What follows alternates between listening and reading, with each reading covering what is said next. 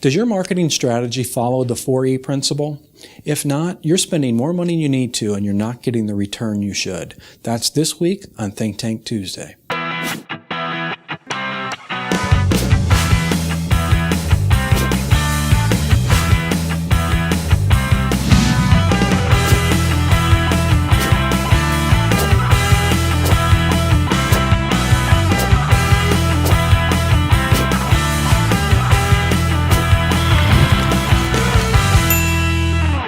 Hi, this is Paul Potratz, and welcome to this week's Think Tank Tuesday.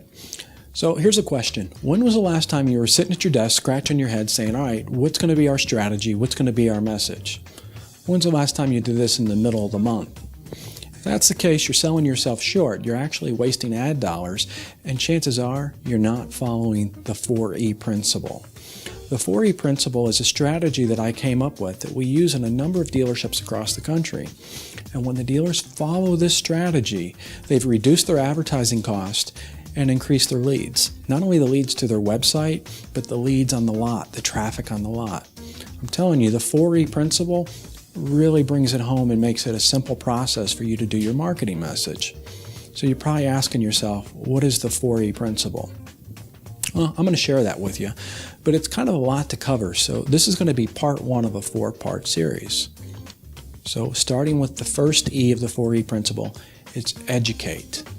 So when you review, say, your newspaper ad, your TV ad, your online banners, your website, anything that you're putting out to the public for public consumption, does it educate? Does it have that principle in it that someone can actually see what you're providing to them and they can leave with an education? In other words, will they know more about that vehicle? Will they know more about the financing options or the lease options? So if you're not including education in your message, you're selling yourself short. Let me give you some examples of education. We've been told oftentimes that as far as if you do a video, like a walk-around video on a vehicle, that only do a minute or 2 minutes. That's not accurate. That is not correct. That might be correct for some of the population because they've got a short attention span. But then the question I have, as far as if they're only going to watch a minute to 2 minutes of a video, like a video walk around, are they really interested? Is it really a hot lead? Is it a consumer that's interested in making that purchase decision? They might be and they might not be. Maybe they already got an education somewhere else. But there is a percentage of the audience out there that wants more information. They're dying for more information. They're wanting to be educated.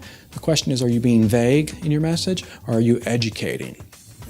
So stop being vague and give them the information they want because everybody's different. Just recently where I was looking for a new vehicle and I was trying to find out more information on the vehicle. I wanted to know as far as how big was the trunk space, how noisy was it inside the vehicle, what was the horsepower, what was the torque. It was an all-wheel drive, and so was it full-time all-wheel drive? So I was trying to find all that information. I didn't really want to read all the brochures. I'm sure it's in the brochures. I wanted to see a video. And I found a dealership in Miami that gave me that 10-minute video on YouTube. So they educated me. So I was really empowered, and it really brought me in. I actually reached out to that internet manager and started asking more questions. So start educating. You can do this in your newspaper ads even too. So you have the cars in the newspaper ads. Do you give a link? Maybe it's a text message where somebody can text and get a video via text, or they can text and get a virtual brochure, or they can scan a QR code and go to your YouTube channel or a video that's on your website. That's the education portion. So be a resource by educating, and your leads will go up. I guarantee it. So don't be vague. Give them all the information they want. They'll appreciate it and they'll shop you. That's part one as far as education. Be sure and tune in next week when we'll go over the second part of the E process, the E principles. Before you go, I want to be sure that you mark your calendar to come hear me speak in Chicago, Illinois at the Palmer House. Here's the information. Sign up now because the space is limited. Thanks for watching Think Tank Tuesday. Tune in next week for more tips in the world of automotive digital marketing from Potratz. To download this podcast or watch previous episodes, search for us on iTunes. To learn more, visit us at ppadv.com.